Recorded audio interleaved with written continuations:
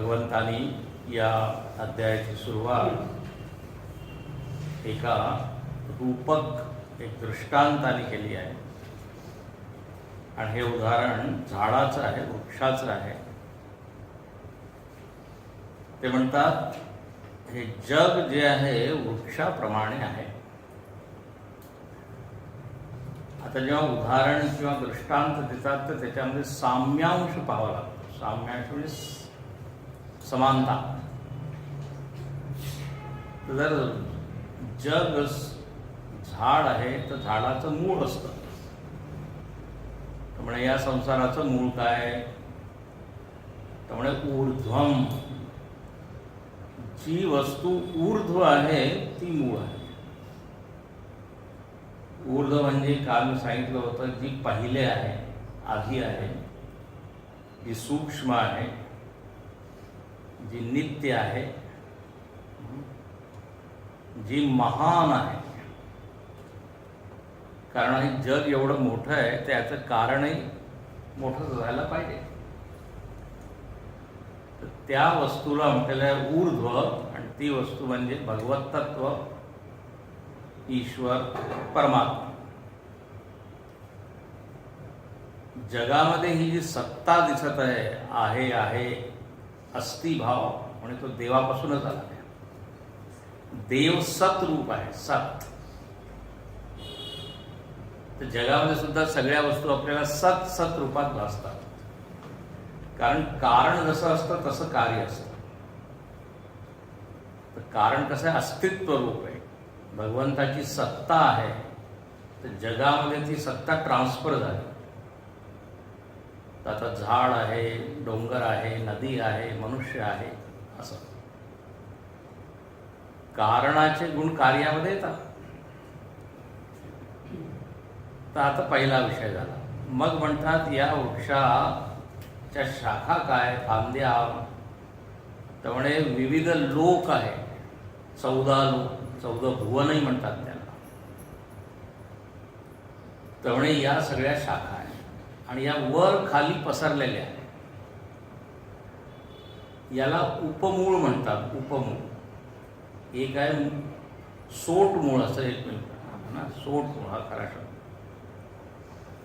मुख्य मूळ जो आहे आणि हे उपमूळ आहे.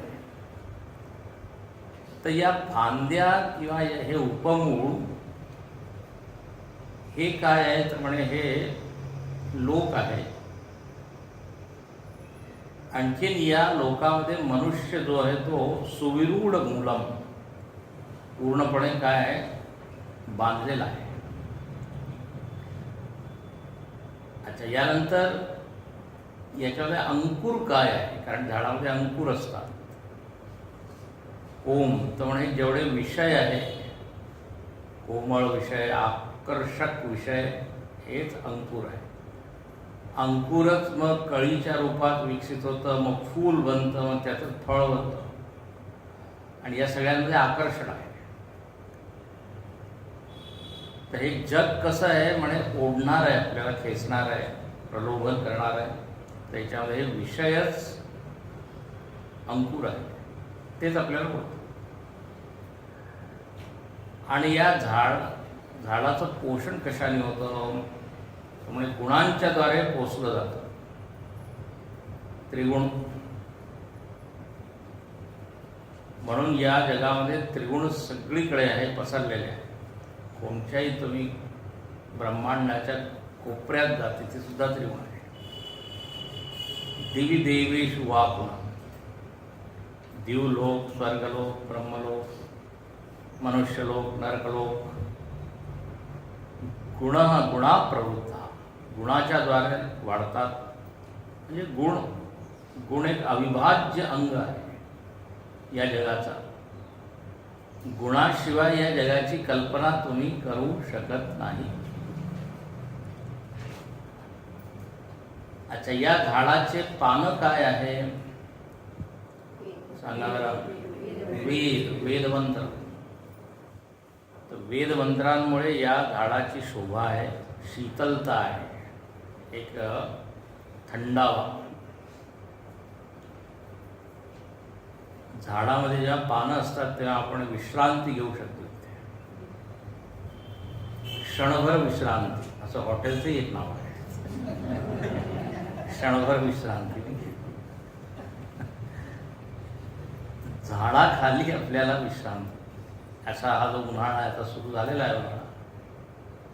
म्हणून हिंदीमध्ये एक भजन ते म्हणतात ना, राम दरबारवाले, सूरज की गर्मी से जलते हुए, सूरज की गर्मी से जलते हुए तन को मिल जा तरवर की छाया, ऐसा ही मेरे मन को मिला है मैं जब से शरण तेरी आया. छान करायचं.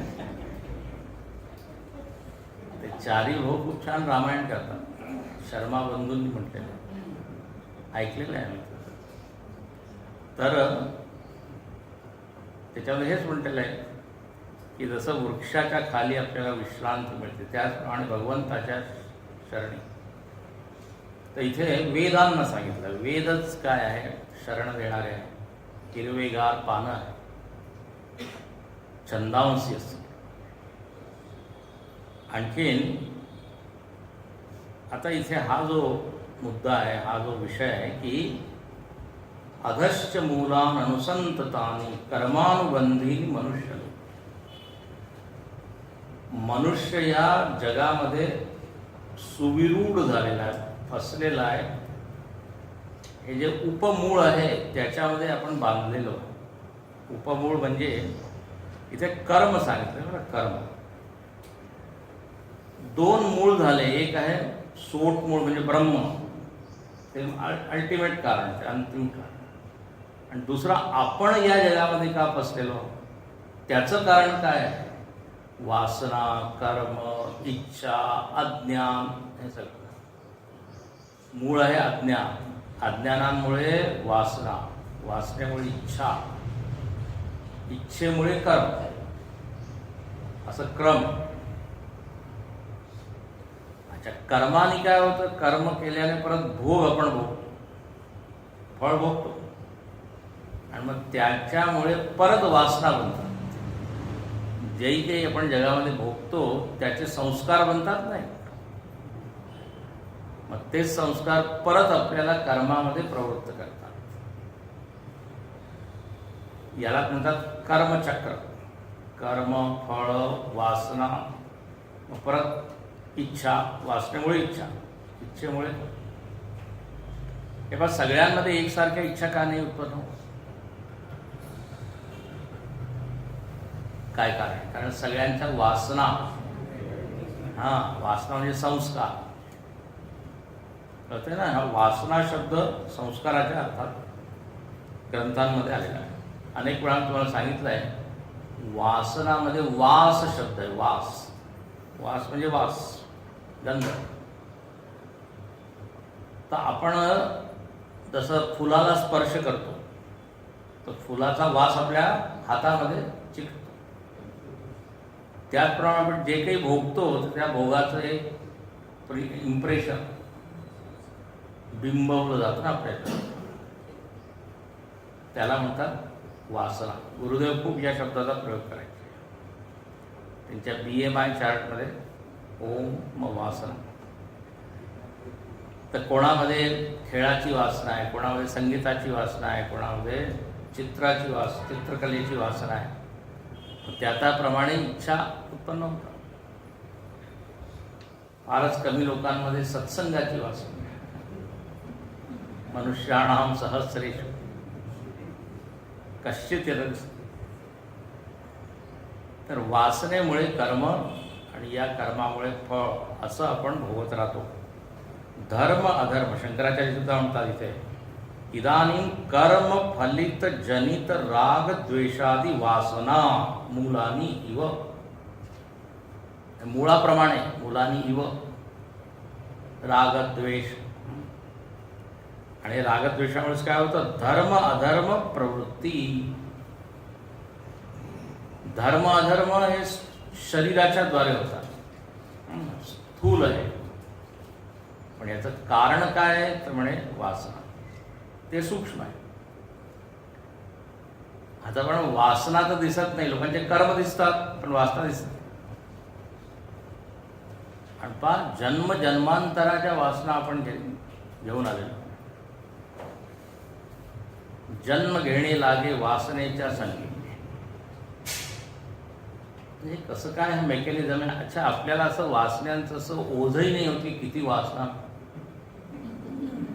करोडो करोडो जन्माचे पॅकेट कसं आहे आपल्या.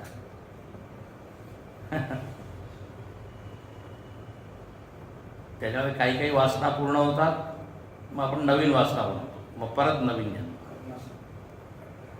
त्याप्रमाणे चालू असतं. यालाच म्हणतात अनुबंधिनी. धर्म अधर्म लक्षण अनुबंध पश्चात भावी. कर्म केल्यानंतर जी वासना जी उत्पन्न होते ती जणू काही पश्चात भावी नंतर होते, आणि मग त्याच्यामुळे परत आपण कर्म. आता असं हे म्हणजे जग आहे. आता कोणी म्हणेल काय असंच चालू राहील का. पहिल्या काळात मी तुम्हाला सांगितलं होतं, संसाराचं वर्णन वैराग्य हेतो हो. संसारापासून मुक्त होण्यासाठी संसाराचं वर्णन इथे करत आहे. तर आता झाडाचं वर्णन तर केलं, पण आता हे झाड कापायचं कसं हे सांगा. या झाडामध्ये राहायचं ते असं नाही.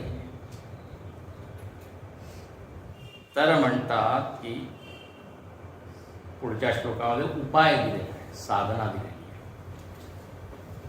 न रूपमस्येह तथोपलभ्यते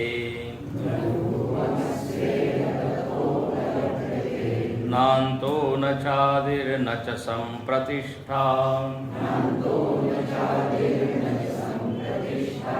अश्वत्थमेनं सुविरूढमूलम्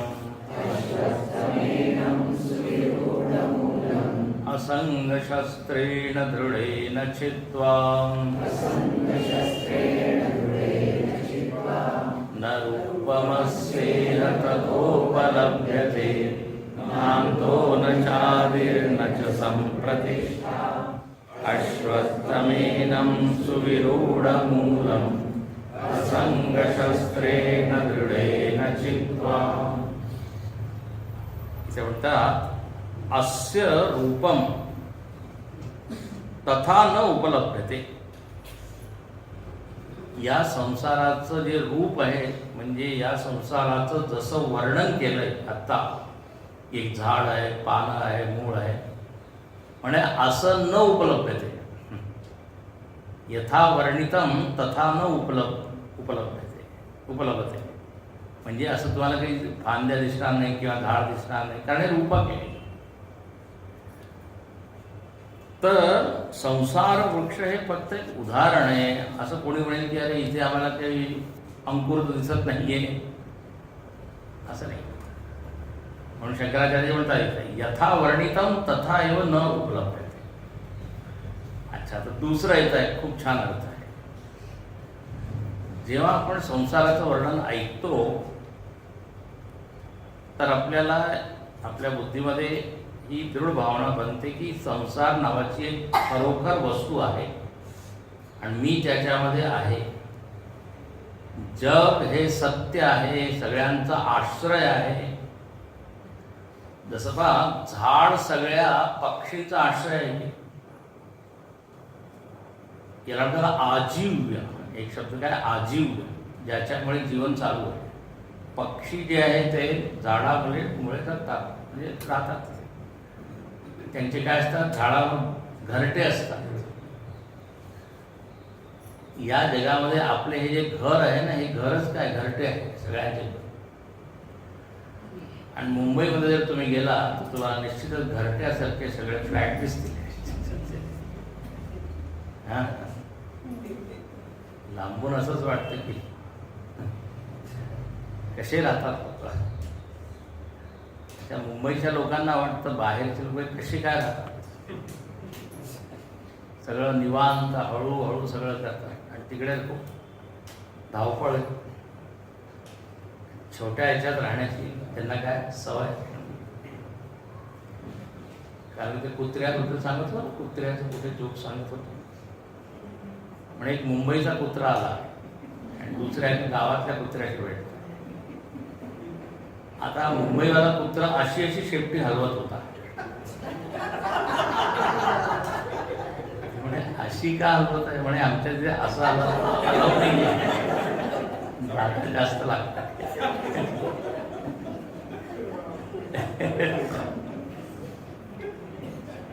उदाहरण मला एकदम लक्षात आलं. छोटे छोटे घरट्याप्रमाणे खिडक्या दिसतात. आपण सगळे पक्षी आहोत, घरच घरटे. पाहिजे झाडाचं उदाहरण मुंडकोपनिषदावर सुद्धा आलंय की द्वा सुपर्णा सयुजा सखाय समानम वृक्षम परिशस्व जात. तर आपण पक्षी आहोत. पक्षी उडतात, उडून जातात, जीव सुद्धा उडून जातो. म्हणून कबीरदासजीचं म्हणतात हंस अकेला उड जाएगा रे. त्यांचे सगळे त्या भजनांमध्ये असंच आहे. पिंजरा रह जाएगा हंस उड जाएगा. आपलं जे काय म्हणतात त्याला छातीचं पूर्ण अस्थि पंजरा, ते पिंजरासारखंच. पण आता आपल्याला म्हणजे हे वाटतं की हे जग सत्य आहे आणि इथे आपल्याला आश्रय दिलेला आहे, हे खरोखर नेहमी राहणार आहे. तर इथे शंकराचार्य आता एका ओळीमध्ये या संसाराबद्दल सांगतात की संसार न उपलभ्यते. न उपलभ्यते म्हणजे नेहमी एकसारखं उपलब्ध होत नाही. पाहता पाहता पाहता हे अदृश्य होऊन जातं. आणि ते एका ओळीमध्ये त्यांनी वेदांताचे सगळे उदाहरण देऊन सांगितले की हे जग कसं आहे. स्वप्न, मरीची उदक, माया, गंधर्व नगर, समत्वात, दृष्ट नष्ट स्वरूप. हे जग कसं आहे तर पहिलंच उदाहरण दिलंय स्वप्नाप्रमाणे. स्वप्नाप्रमाणे आता आपलं जर मागचं जीवन जर तुम्ही बघितलं तर स्वप्नाप्रमाणे आहे की नाही. आता परत आपण जाऊ शकतो का मागच्या? आता नुसतं काय त्याची स्मृती राहिली. स्वप्नाची अशी स्मृती राहते, स्वप्न पाहिलं. म्हणून आत्मबोधामध्ये शंकराचार्यांनी स्पष्ट लिहिलं आहे संसार स्वप्न तुल्योही रागद्वेषादि संकुल. स्वप्नामध्ये रागद्वेष आपल्याला होतात, जसे इथे आहे जागृत तसंच तिथे. म्हणजे तिथे आणि इथे यामध्ये काही फरक नाही आहे स्वप्नामध्ये. फक्त हेच आहे की जागृत जरा दीर्घ स्वप्न आहे. या जागृतला काय म्हणतात दीर्घ स्वप्न. तर म्हणजे क्षणप्रध्वंसी आहे, दृष्ट नष्ट स्वभाव, पाहता पाहता जे नष्ट. त्यानंतर मरीची उदक. आता एक एक उदाहरणावर इतकं चिंतन होऊ शकतं. मरीची म्हणजे सूर्याची जी किरणे असतात, किरण त्याला म्हणतात मरीची. आणि उदक म्हणजे पाणी. म्हणजे वाळवंटामध्ये त्या किरणांमुळे त्या वाळूमध्ये काय पाणी दिसतं, मृगजळ, त्यालाच म्हणतात मरीची उदक. दुसरं एक नाव आहे मृग मरीचिका, असे एक नाव. मृग मरीचिका का म्हणतात? म्हणजे त्या प्राण्याला वाटतं तिथे पाणी आहे आणि तो तिथे धावून जातो. तर हे जग कसं आहे तर म्हणजे मृग मरीचिकेप्रमाणे. म्हणजे काय? मृगजळाप्रमाणे. म्हणजे जसं भासत आहे, दिसत आहे, चमकदार आहे असं ते नाही आहे. वाळवंटात पाणी कसं काय पण आता वाटतं. आणि मनुष्य धोका खातो की धावून जातो त्या अपेक्षेने, पण तिथे काही हाती काही येत. म्हणे या जगामध्ये सुद्धा माणूस धावत आहे सुखाच्या अपेक्षे पोटी, पण त्याला तेवढं मिळत नाही. मिळतं पण ठीक आहे, जेवढी आशा केली होती तेवढं नाही. तर मरीची उदक. माया गंधर्व नगर, माया रचित गंधर्व नगर. हे म्हणजे आकाशामध्ये ढगांमध्ये तुम्हाला काही एक नगर दिसतं.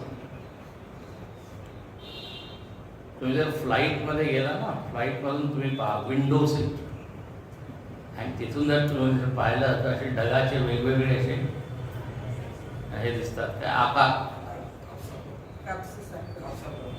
हां कापूस तर ठीक आहे, त्याच्यामध्ये तुम्हाला प्राणी दिसू शकतात, नगर दिसू शकतं, बाजार दिसू शकतो, असं दिसतं काही. डोंगरच दिसतं, असं वाटतं डोंगरच दिसतं. त्याला म्हणतात गंधर्व नगर. इंग्लिशमध्ये म्हणतात कॅसल इन हेवन. तर गंधर्व नगर. आता पहा, शंकराचार्य या जगाला असं म्हणतात. आपल्याला कधी असं वाटतं का? आपल्याला वाटतं जग म्हणजे सॉलिड एकदम ठोस, आणि या जगाचं पूर्ण पूर्ण काय म्हणतात त्याला, हिंदीमध्ये म्हणतात पोल खोलदी.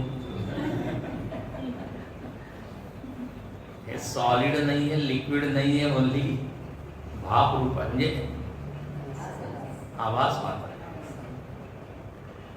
आपण तेवढा विचार करत नाही ना, विचार केल्यावर हे सगळं कळतं. नाही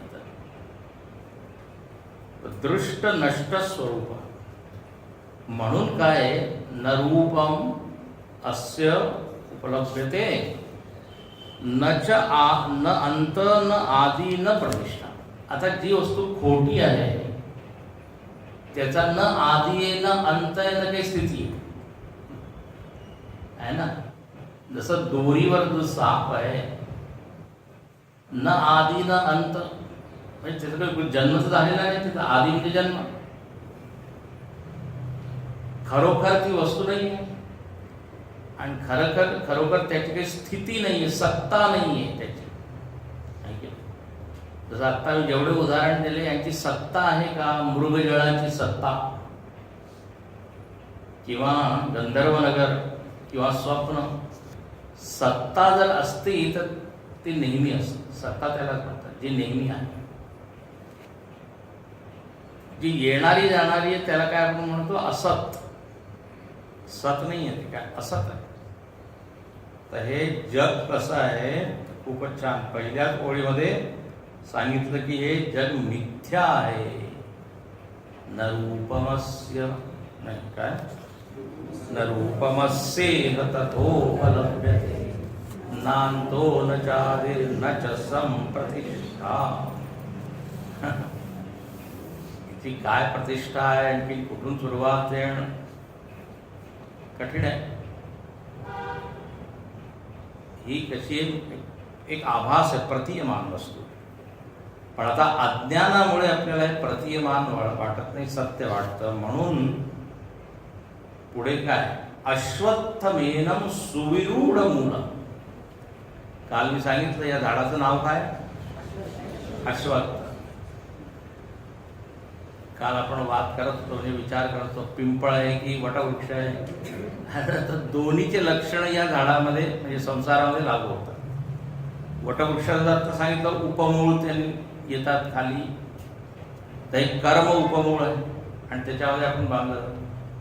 आणि पिंपळाची साम्यता काय आहे, तर पिंपळाचे जे पानं असतात ना, थोडं वारं लागलं की इतकं फडफड फडफड करतात, आवाज खूप येतो, खूपच चंचल असतात, चंचल. हे जग सुद्धा कसं आहे, अस्थिर, चंचल. म्हणून याला पिंपळाची सुद्धा उपमा दिलेली आहे. काही लक्षण पिंपळाचे, काही लक्षण वडाचे. अच्छा, आता अश्वत्थमेनं सुविरूढ मूलम. आता जरी विचार केल्यावर कळतं की हे सगळं खोटं आहे, पण आज तर आपल्याला वाटत नाही खोटं आहे. आणि काय झालेलं आहे, आपण याच्यामध्ये पूर्णपणे फसलेलो. सुविरूढ मूल, शंकराचार्य म्हणतात सुष्टु विरूढानी विरोहम गतानी मूलानी यस्य सुविरूढ मूलम. याचा अर्थ छान आहे. याचा अर्थ असा आहे, एक एक वृत्ती आपल्यामध्ये अशी काय म्हणतात त्याला, पक्की झालेली आहे. सुविरूढ याला म्हणतात, की त्याच्या पलीकडे जाणं कठीण झालं. राग आहे, द्वेष आहे, ईर्ष्या आहे, अहम आहे, सुटत नाही की नाही. आयुष्य पूर्ण व्हायला येतं, पण एक वृत्ती जी फसलेली आहे, काम फसलं जातं, तसं वृत्ती, सवय, इच्छा अशी चिकटते की ती निघत नाही. आणि मग त्याच्यामुळे परत पुढचा जन्म. याला म्हणतात सुविरूढ मूलम. कळतंय का? तर एक एक लोक म्हणतात धिस इज माय वीकनेस, ही माझी कमजोरी. सगळं सोडू शकतो मी, चहा नाही सोडू शकतो, सत्संग सोडू शकतो, पण मालिका नाही सोडू शकत. म्हणजे सगळे कुठे ना कुठे अडकलेले आहे. एक वस्तू काही ना काही असती. म्हणजे मला जो राग येतो ना, राग आला की मी सगळं विसरतो. बाकी मला अभिमान नाहीये, हे नाहीये, ते नाही, पण संताप, तापट असतात ना, तापट. तर एक एक वृत्ती आपल्यामध्ये दृढ झालेली आहे. सुविरूढ मूलम. आता म्हणे याला कसं काय, याच्या उपाय काय आहे? असंग शस्त्रेण दृढेन चित्वा. आहे की नाही? म्हणे या वृत्तींना जर कापायचं असेल तर असंग नावाचं एक शस्त्र आहे, असंग शस्त्र. त्याने तुम्ही आपल्या ज्या चुकीच्या सवयी आहे किंवा वासना आहे किंवा इच्छा आहे त्याच्यापासून मुक्त होऊ शकता. असंग शस्त्रे. आता असंग शस्त्र म्हणजे काय? शंकराचार्यांनी खूप छान इथे लिहिलं आहे. आपण कुठे कुठे आपला संघ आहे? तर भाष्यकार लिहितात, पुत्र वित्त लोक एषणादिभ्य. पुत्र मित्र कलत्र असं एक संस्कृत. पुत्र मित्र कलत्र म्हणजे बायको. तर नवरा, बायको, पुत्र, मित्र, हे सगळे संसार, याच्यामध्ये आपण आपली खूप आसक्ती, सुविरूढ झालेली. अनेक असे विषय आहेत त्याच्यामध्ये एकदम आपण असंग आहोत. भगवंताविषयी असंग. म्हणजे तुमच्यासाठी नाही बोलत, जे लोक येत नाही किंवा भगवंतामध्ये संग नाही आहे किंवा शास्त्रांमध्ये असंग,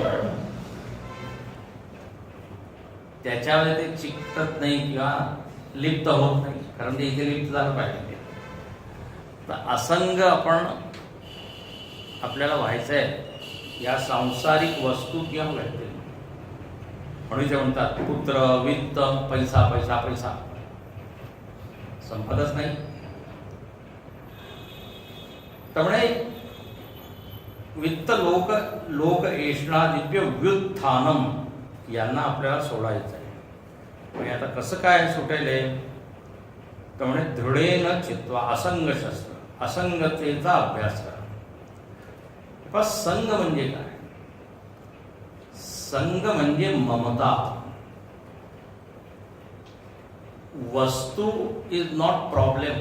वस्तू व्यक्ती समस्या नाहीये. त्याच्यामध्ये जो मम भाव आला ना, तो मम भाव संग आहे. माझं माझं माझं. जरा हे सांगा, जगामध्ये एवढ्या घडामोडी होत आहे, कोणाचं बिल्डिंग पडत आहे, कोणाची कुठे ॲक्सिडेंट होत आहे, कोणी आजारी आहे, पण आपल्यावर काही प्रभाव आहे का त्याचा? काही नाही. का? कारण त्याच्यामध्ये मम बुद्धी नाही. हे मी आधी सुद्धा सांगितलंय तुम्हाला. आपल्यासाठी एक बातमी हसते फक्त की इराणमध्ये इतके लोक मेले, आणखी लेबनॉनमध्ये एवढे, इस्रायलनी ही मिसाईल पाडली किंवा. आपल्यासाठी नुसतं एक बातमी, पण तिथे जे ॲक्च्युअल लोक आहेत त्यांची स्थिती. तर मम भाव आहे ना, जगामध्ये जग असं काही घाबरण्यासारखी वस्तू नाही की पळायचं असंग म्हणजे आता मी काही हेच नाही करणार असं नाही. सगळ्याचा उपयोग करायचा आहे, पण मम भाव जरा कमी करायचा. त्याला अटॅचमेंट म्हणतात ना, आसक्ती. अहम आणि इदम, मी आहे आणि हे जग आहे, आणि याच्यामध्ये एक मम भाव आलेला आहे. इदम जगत आणि अहम अस्मी, मी आहे. आता हे आहे, हे जरूर आहे की काही वस्तूंमध्ये तर मम भाव आपल्याला ठेवावाच लागेल, त्याशिवाय आपण जगू नाही शकतो. माझं घर आता म्हणावं लागेल ना, माझं घर. आणि त्या घरामुळे मला सुखही मिळत आहे. ममतास्पद वस्तूमुळे मला सुख मिळतं. माझं शरीर, इकडे माझे वस्त्र, माझं अन्न, माझी गाडी. तर त्या मम जी वस्तू आहे त्याच्यामध्ये सुख असल्यामुळे आपण जास्तीत जास्त त्याच्यामध्ये काय गुरफटत. फक्त उपयोग बुद्धी राहिली तर ठीक आहे, पण उपभोग बुद्धी होते. एक आहे उपयोग करणे आणि एक आहे उपभोग. उपभोग म्हणजे हे सुखाचं स्रोत आहे, आनंदाचा स्रोत आहे. फक्त उपयोगी आहे एवढं जर राहिलं तर ठीक आहे, पण याच्याशिवाय मी राहूच नाही शकत.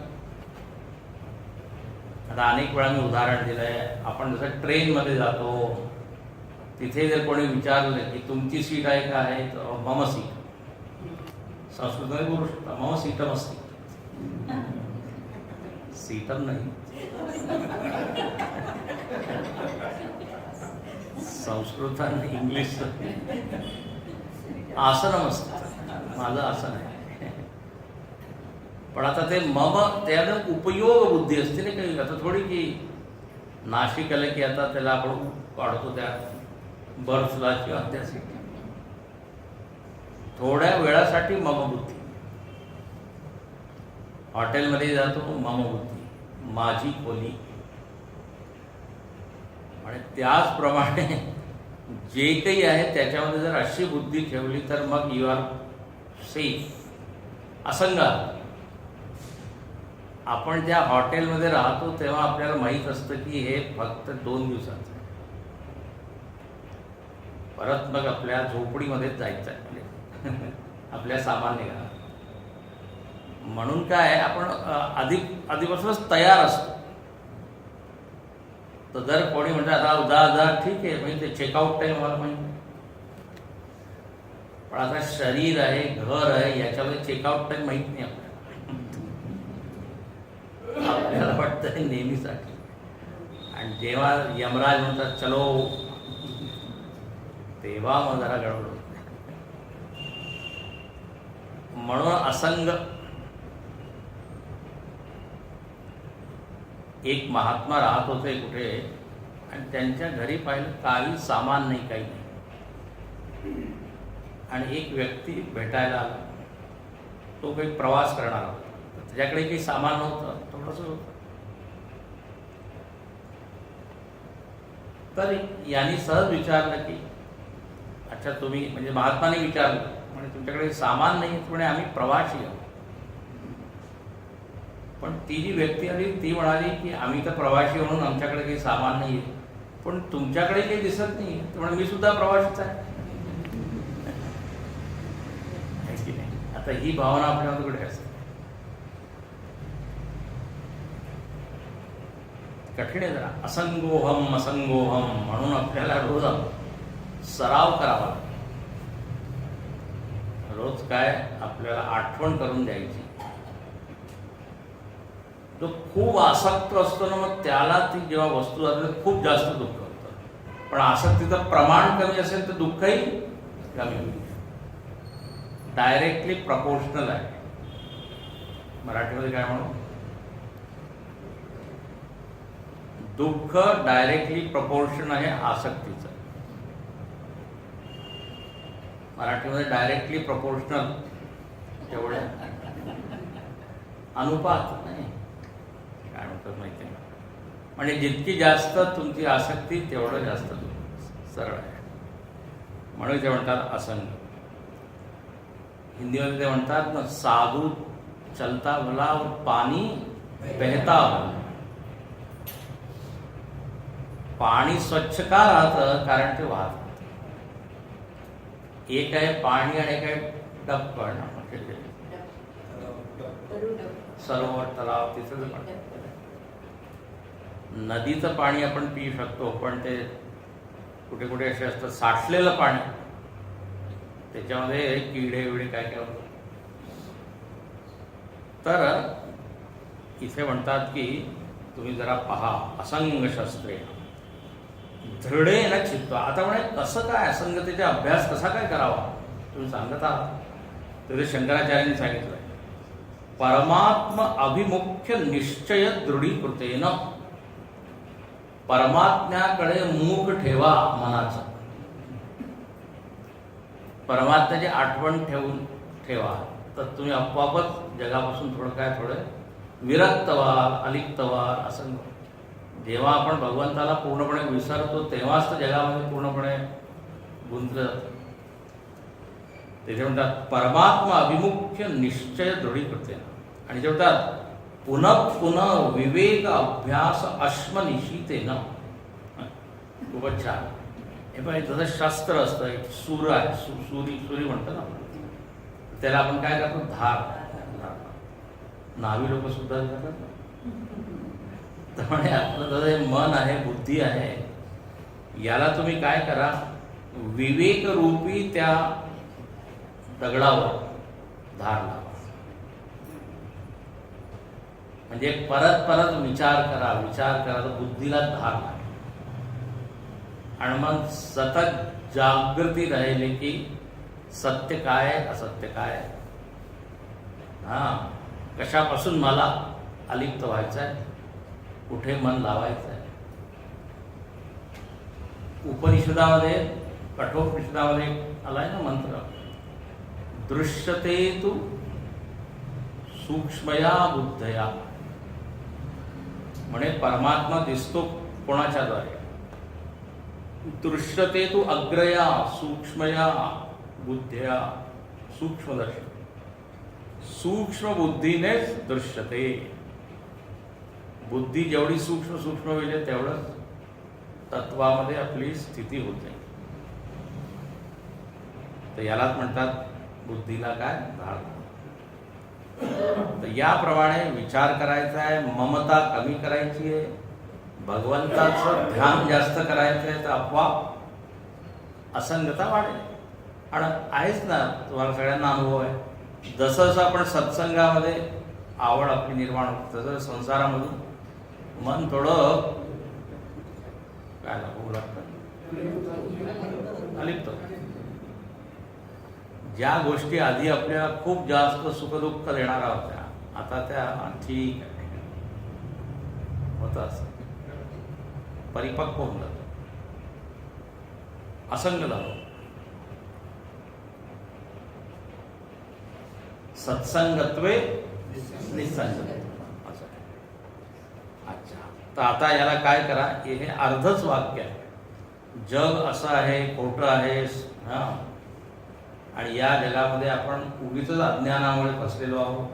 असंगामुळे, असंग शस्त्राच्या द्वारे त्याला काय करा, तुम्ही कापा. एवढं असं अर्थ. छित्वा, असंगतेचा अभ्यास करा. आता मग ठीक आहे, असंग झालं, मग काय करा पुढे. तत म्हणजे याच्यानंतर, तत पदं तत्परिमार्गितव्यम्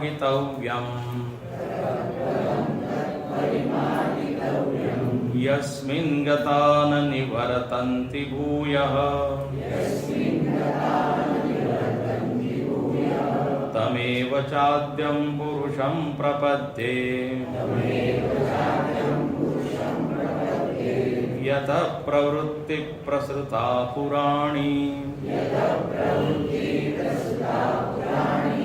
ततः पदं तत्परिमार्गितव्यं यस्मिन् गता न निवर्तन्ति भूयः तमेव चाद्यं पुरुषं प्रपद्ये प्रवृत्ति प्रसृता पुराणी. आणि ततः म्हणजे पश्चात, नंतर, मम भाव आपण काढलाय, अलिप्त होण्याची प्रॅक्टिस केली, विवेक जागृत केला थोडा, साधक असंच वाटचाल त्याची पुढे होत जाते.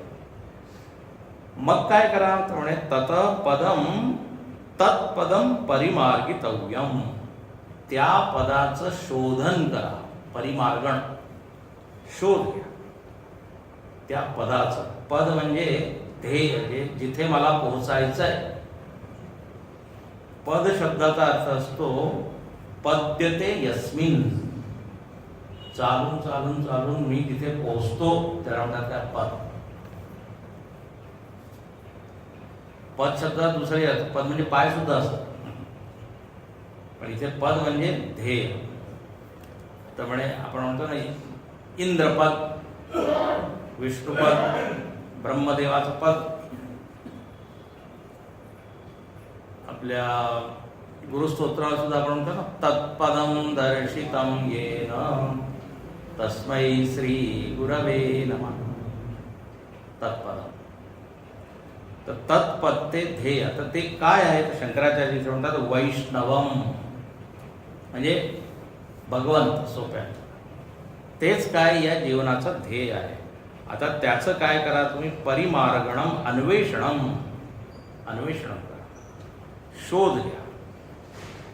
आणि शोध घ्या म्हणजे इथे शंकराचार्य परत म्हणतात ज्ञातव्यम, त्याला जाणा, जाणून घ्या. शोधणे म्हणजे जाणणे, फार महत्वाचा पॉइंट आहे. शोधणे म्हणजे इकडे तिकडे कुठे शोधिसी रामेश्वराने, आणखी पुढचं भगवंत हृदयात. हा, तर तो इथेच आहे, तू इथे इकडे का भटकत आहे. आत्म राम की खबर न जानी, मथुरा चाहे चाहे काशी, त्याचंच हिंदी कभी तसंच आहे. मोको कहा ढूंढे रे बंदे. तर जाणणे, ज्ञातव्यम इज इक्वल टू परिमार्गण. कळतंय ना. शोधणे म्हणजे आता मी बाहेर निघेन, कुठे शोधीन, एक एक कोपऱ्यामध्ये असं, किंवा आजकाल सर्च म्हणजे वेगळा अर्थ आहे. लॅपटॉपच्या समोर बसला, ठीक आहे सर्च करतो, तत्पदम खट, पदमचा सर्च, ते शोधणं वेगळं. हा, ज्ञातव्यम, त्याला जाणाय, ज्ञान, ज्ञानमेव परिमार्ग, अन्वेषण. आणि ज्ञान कसं होईल तर ऐकण्याने, मनन केल्याने. हा, म्हणून श्रवण मनन ध्यान हाच उपाय. तर तत्परिमार्गितव्यम. आणि हे जे ध्येय आहे, पद आहे, हे पद कसं आहे, यस्मिन गता न निवर्तन्ति भूया, जिथे गेल्यावर परत वापस परतणे शक्य नाही. म्हणजे नित्यमुक्ती, इथे गेल्यावर वापर. यस्मिन गता न निवर्तन्ति. काही लोक अमेरिकेमध्ये असं करतात, यस्मिन गता न भारत निवर्तन्ति, मुक्त झालो म्हणे आता, यस्मिन गता न निवर्तन्ति. तर हे परमतत्व कसं आहे की एकदा त्याचं ज्ञान झालं की मग परत अज्ञान होत. एकदा जाणीव झाली, पक्की झाली जाणीव, तर मग अज्ञान. परतोनी अज्ञान न ये घरा, समाधी साधन संजीवन नाम. त्याच्यामध्ये आहे समाधी साधन संजीवन नाम, शांती दया सम सर्वभूती. त्याच्यामध्ये आहे परतोनी अज्ञान न ये घरा, यज्ञात्वा न पुनर्मोहम एवं याससी पांडव. गीतेवर सुद्धा आहे. अरे एकदा स्वप्नामधून आपण बाहेर आलो, परत स्वप्नामध्ये जाऊ का, म्हणजे त्या स्वप्नामध्ये. हां, दुसरा स्वप्न ठीक आहे, दुसऱ्या दिवशी, पण त्या स्वप्नामध्ये परत आपण असं आहे न निवर्तन्ति. आणखीन तमेव चाद्यम पुरुषम प्रपद्ये. येतात ते खूप छान आहे. म्हणजे त्याच पदाचं मी काय करतो, प्रपद्ये शरणतया, शरणागती पत्करतो त्या परमात्म्याची. आता इथे फार छान आहे, परमात्मा ध्येय आहे आणि परमात्मा साधन आहे. त्याच्या भक्तीच्या द्वारे मी त्याच्यापर्यंत पोहोचतो. तोच मला अशी बुद्धी देतो की मला त्याची जाणीव होऊन जाते. तर सत्संगामध्ये येण्याच्या पूर्वी पान वान थोडं हे करून घ्या, कोणाचा खोकला वगैरे असेल तर तमेव चाद्यम पुरुषम प्रपद्ये. इथे पद शब्दाला पुरुष म्हटलेलं आहे. आणि प्रपद्ये म्हणजे प्रपन्न होय, शरणागती. आणि म्हणतो प्रपन्न पारिजाताय स्तोत्र वैतरेक. तर तेच प्रपद्ये म्हणजे मी तुझ्या चरणी शरण घेतो, आश्रय घेतो असा. आणि मग तुझं शोधन करतो. म्हणजे तुझ्या कृपेच्या द्वारे तुझं ज्ञान प्राप्त करण्याचा प्रयत्न मी करतो. म्हणजे माझ्यावर तुम्ही कृपा करा की मला तुमचं ज्ञान होऊ शकतं. कृपेशिवाय काही शक्य नाही. म्हणून आपण म्हणतो ना, मोक्ष मूलम गुरु कृपा, ध्यान मूलम नाही म्हटलं, गुरोर मूर्ती, पूजा मूलम गुरोर पदम, मंत्र मूलम गुरोर वाक्यम, मोक्ष मूलम गुरोर कृपा. म्हणजे गुरुबद्दल सांगितलेलं आहे. ध्यान मूलम गुरोर मूर्ती, ध्यान कशाचं करायचं आहे, गुरुच्या. मंत्र मूलम गुरोर वाक्य, गुरुचं वाक्यच काय, मंत्र. आणि पूजा काय, गुरुचं पद, पूजा मूलम गुरोर पदम. आणखी मोक्ष मूलम गुरुकृपा, मोक्षाचं मूळ काय, गुरुकृपा. गुरुकृपांजन पायो मेरे भाई.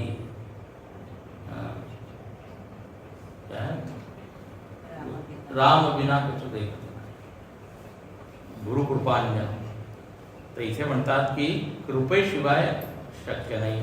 तर गुरुकृपा, ईश कृपा, तमेव चाद्यम पुरुषम प्रपद्ये. शंकराचार्य म्हणतात तच्छरणतया परिमार्गितम.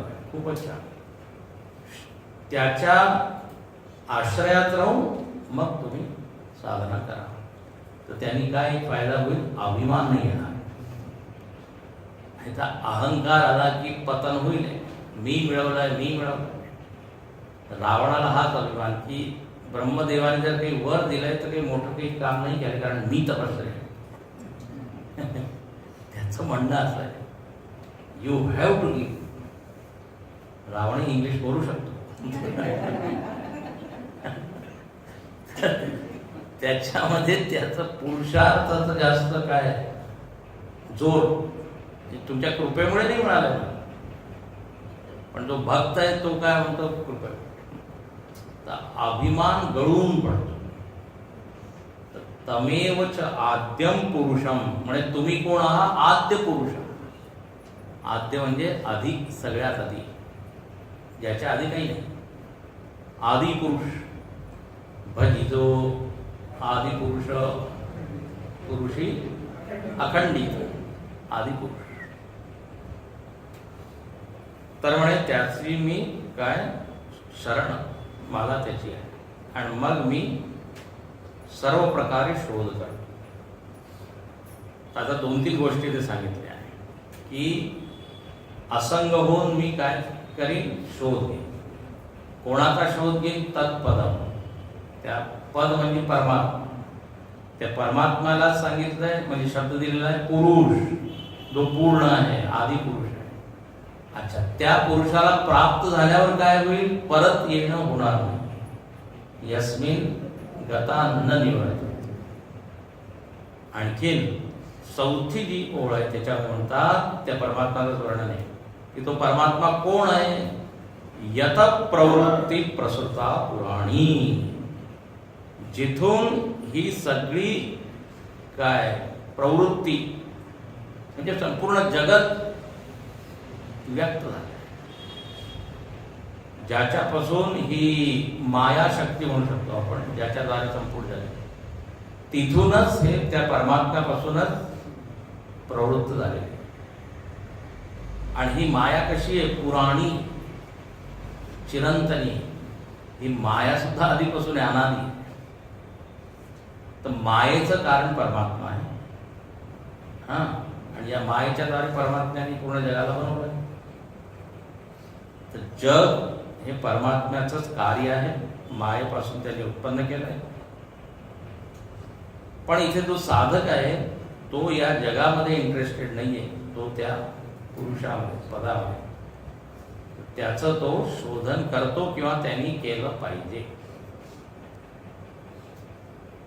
आता म्हणजे पहा, चौथ्या श्लोकामध्ये, तिसऱ्या श्लोकामध्ये फक्त एक साधना सांगितली, असंगता. आता इथे काय सांगितली, शोधन करा, विचार करा. आता 5व्या श्लोकामध्ये संपूर्ण श्लोक साधनेबद्दल आहे. इथे भगवंताचं नाव नाही घेतलं, भगवंताचं वर्णन झालं, जिथून संपूर्ण जगात आहे, पुरुष आहे वगैरे. आता तो साधक विचारतो, ठीक आहे, मी शोध घेतो, म्हणजे ज्ञान मिळवण्याचा प्रयत्न करतो, तर ही तर असंगता पाहिजे. दुसरं 1 2 3 4 5 गोष्टी अजून पाहिजे साधकामध्ये, तर तो तिथपर्यंत पोहोचेल. कोणत्या 5 गोष्टी तर पहा, निर्माण मोहाजित संग दोषा,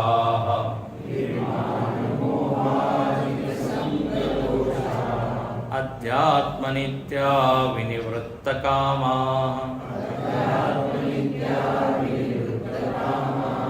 द्वंद्वैर्विमुक्ता सुख दुःख संगैः, गच्छन्त्यमूढा पदमव्ययं तत्, निर्माणमोहाजितसङ्गदोषाः, अध्यात्मनित्या विनिवृत्तकामाः, द्वन्द्वैर्विमुक्ता सुखदुःखसङ्गैः, गच्छन्त्यमूढा पदमव्ययं. इथे सुद्धा परत शब्द आलाय, पदम, शेवटचा शब्द बा, तद अव्ययम पदम गच्छन्ती, त्या अव्यय पदावर जातात, पोहोचतात. कोण लोक, अमूढा. शब्द काय दिसतोय तर मूढा लिहिलेला ना, पण ती संधी आहे बरं का, नाही तर आम्हाला भगवद्गीता कळली आहे. मूढा तद अव्ययम पदम गच्छन्ती, आणि गीतेमध्ये लिहिलेलं आहे मूढा, असं होतं ना, म्हणून संस्कृत गच्छन्ती, म्हणे अरे लिहिलेलं आहे मूढा, तुम्ही काय म्हणता. तर गच्छन्ती अमूढा, जे मूढ नाहीये ते लोक तिथे पोहोचतात. अच्छा, तर कोण लोक मूढ नाहीये, जे साधक आहे, ज्यांनी साधना केली आहे. आता काय साधना केली तर 5 गोष्टी. निर्माण मोहा, मान आणखीन मोह याला कमी केलंय. निर्गता, निर्गताने निघून गेले. शंकराचार्य म्हणतात, निर्गतौ मान मोह येभ्य, ज्यांच्यामधून मान मोह निघून गेले. आता पहा, हा जो श्लोक आहे ना, लोक वाचताना चुकीचा वाचतात. निर्माण मोहा, अजाणतेपणे, पण निर्माण मोह. तर देव म्हणतात, अरे मूढा, तू मोहाचा निर्माण करत आहे, मग माझ्याकडे येऊ इच्छित आहे. निर्माण मोहा असं होतं ना, अगदी ऐकू येतं ते, कारण ते पुढे न तर न होऊन जातो. निर्माण शब्द आपल्या सवयीतला आहे, निर्माण आहे. मान आणि मोह वर्जिता. मान म्हणजे काय, मी खूप मोठा आहे, अहम काय म्हणतात त्याला, मानी भाव, अहममान्यता. अहममान्यता, मी काही कमी आहे का? हा अहंकार, अभिमान हा साधा सामान्य शब्द. तर एक मानी भाव ज्याला म्हणतात, तो म्हणे हा जरा तुम्ही कमी करा जर तुम्हाला त्या पदावर पोचायचं असेल. दुसरं आहे मोह. मोह म्हणजे अविवेक, मोह म्हणजे चुकीचं ज्ञान. आपण जो मोह शब्दाचा अर्थ घेतो, मोह म्हणजे प्रेम. समाजात माझा मोह आहे, मोह आहे, तो एक अर्थ आहे. पण इथे जो अर्थ आहे मोह म्हणजे चुकीच्या वस्तूमध्ये आसक्त होणे, अविवेक. तर मान आणि मोह सोडावा लागेल. हा पहिली ही अट. दुसरं जितसंग दोषा, संग दोषावर विजय मिळवावा लागेल. संग दोष, शंकराचार्य म्हणतात संग एव दोष. संग दोष आहे.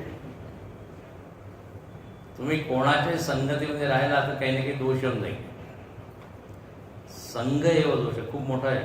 म्हणून काय अगदी म्हणजे एकटंच बसू राहू म्हणून काय बसून, पण होतं ना कोणाच्याही कंपनीमध्ये संगतीमध्ये राहायला की काही नाही, तर सावध राहावं लागेल. संघ तर संघाशिवाय राहू नाही शकत, लोकांबरोबर तर राहावंच लागेल. पण कोणाचा संघ करायचा? दुस्संग सर्वथैव त्याज्य, नारद भक्ती सूत्रामध्ये म्हणतात दुस्संगाचा त्याग. त्यामुळे सत्संग करा. जर दुस्संग सोडायचा तर सत्संग. हे पहा, आपण 1-1.5 तास इथे बसतो तर दुसऱ्या संघ दोषापासून मुक्त राहतो. 1.5 तास करा. आणि दुसरे लोक सुद्धा आपल्यापासून मुक्त राहतात. बहुत वेळ आहे ना, बरं आहे 1.5 तास जरा घरचे लोक असे विचार करू शकतात. दोन्हीकडून सत्संगाचे बरेच फायदे छोटे छोटे. त्यानंतर इथे सोशलायझेशन होतं, म्हणजे अनेक लोक भेटतात. तेही आहे ना, भेटलं पाहिजे, समाजामध्ये पण राहतो. मुख्य तर सत्संगाचं फळ ज्ञान, चित्तशुद्धी वगैरे होते. तर जितसंग दोषा, संग दोषावर विजय मिळवा. याचा विजय मिळवा म्हणजे काय की ते माझ्यावर हावी नाही झाले पाहिजे. राहील म्हणजे लोक बरोबर राहतील पण त्यांचे दोष माझ्यामध्ये आले नाही पाहिजे. जितसंग दोषा. तिसरं आहे अध्यात्मनित्या. अध्यात्मनित्या म्हणजे रोज अध्यात्माविषयी चिंतन करणे. शंकराचार्य इथे म्हणतात परमात्म स्वरूप आलोचन नित्याहा. खूपच छान. परमात्म्याचं जे स्वरूप आहे त्याचं आलोचन करणे. या आलोचना शब्द जो निंदा तो अर्थ नाही आहे. आलोचन म्हणजे पाहणे. लोचन शब्द आहे की नाही पाहण्यासाठी. तर आलोचन म्हणजे विचार करणे. पण काय शब्द एकच असतात त्याचे अर्थ वेगळे. म्हणूनच म्हटलंय की आचार्याच्या मुखातून ऐकलं पाहिजे. नाही तर आता इथे आलोचन रोज परमात्म्या स्वरूपाचं आलोचन करा. आलोचना म्हणजे एकदम उलटा अर्थ. आलोचन म्हणजे चिंतन करणे. यालाच म्हणतात अध्यात्मनित्या. पुढे म्हणतात विनिवृत्त कामा. चौथा गुण काय पाहिजे? विनिवृत्त कामा. कामनेपासून काय थोडी निवृत्ती. विशेषतः निर्लेपेन निवृत्त कामा येशाम. ज्याच्या मनामधून कामना निवृत्त झाली, आता पुष्कळ झाला. पुरे पुरे आता प्रपंच पाहणे, निजानंदी राहणे ना अधिक देखणी तर निरंजन पान. योगीराज मनाने. त्याच्यामध्ये पुरे पुरे आता प्रपंच पाहणे, निजानंदी राहणे. पुष्कळ झालं. इनफ इज इनफ असं म्हणतात इंग्रजी. विनिवृत्त काम. कुठपर्यंत या इच्छा पूर्ण करत, या इच्छा संपतच नाही. जेवढ्या पूर्ण करा तेवढं वाढत. याचं उदाहरण काय दिलंय की अग्नीमध्ये तुम्ही जर इंधन टाकलं, विचार केला की ती विझेल, ती अजून वाढेल. कामनेपासून निवड. चौथी गोष्ट. पाचवी म्हणजे पाचवा गुण काय पाहिजे त्या साधकामध्ये? द्वंद्वैर विमुक्ता सुखदुःख संयम. सुखदुःख नावाचे जे दोन द्वंद्व आहे त्याच्यापासून जरा मुक्त राहण्याचा प्रयत्न करा. हो, सुखदुःख नावाचे. संज्ञा म्हणजे काय? नाव. सुखदुःख संज्ञेही दोन प्रकारचे द्वंद्व आहे. सुख दुःख. सुख एक द्वंद्व, एक द्वंद्वला म्हणून सुख दुःख. आणखी काल आपण पाहिलं ना परवा 14व्या अध्यायामध्ये 6 प्रकारचे द्वंद्व. मान अपमान, मित्र हरी, आणखी काय सुख दुःख स्थिती आले. तर या द्वंद्वामध्ये सम राहण्याचा प्रयत्न करा असं देवाचं म्हणणं आहे. जर असं तुम्ही केलं तर म्हणे तुम्हाला तुमचं एक विशेषण होऊन जाईल. अमूढा. आपलं काय नाव आहे? अमूढा. विद्वान शंकराचार्य म्हणतात मोहवर्जिता. अमूढा म्हणजे मोहवर्जिता. जसं जीवन जगायला पाहिजे तसं तो जगत आहे. आणि मग त्याचा परिणाम काय होईल? गच्छन्ति अव्ययम पदम. अव्यय पदावर. आता हे 5 शब्द आहे पण याच्यावर खूप चिंतन होऊ शकतं. मान मोह काय आहे? मी थोडंसं शब्दार्थ सांगितलं, विचार करायचा. या 5 अटी आहे. अट, कंडिशन्स. आपल्याला अनेक वेळा सरकारी काही काम असतं ना, मग त्याच्यानंतर हा फॉर्म म्हणा, हा फॉर्म म्हणा, हा फॉर्म, मग तुमचं काम होईल. त्याचप्रमाणे एक एक आहे. मान मोह कमी केलाय की नाही? जर असेल तर या. संगदोष विजय मिळवला आहे की नाही त्याच्यावर. तर या 4थ्या 5व्या 2 श्लोकामध्ये भगवंतांनी साधनेबद्दल सांगितलं आणि 3ऱ्या श्लोकामध्ये एक शब्द टाकला असंग. कळतंय ना? आणि पहिले जे 3 श्लोक आहेत त्याच्यामध्ये संसाराचं वर्णन. तर आता या पूर्ण 20 श्लोकांची आपल्याला काय कॅटेगरी बनवायची, विभागणी करायची. आता उद्या आपण पाहू याच्या पुढे काय. गच्छन्ति पदम अव्ययम. हे झालं. आता कोणी विचारलं की ते पद काय आहे, त्या पदाचं थोडं वर्णन करा. तर न तद् भासयते.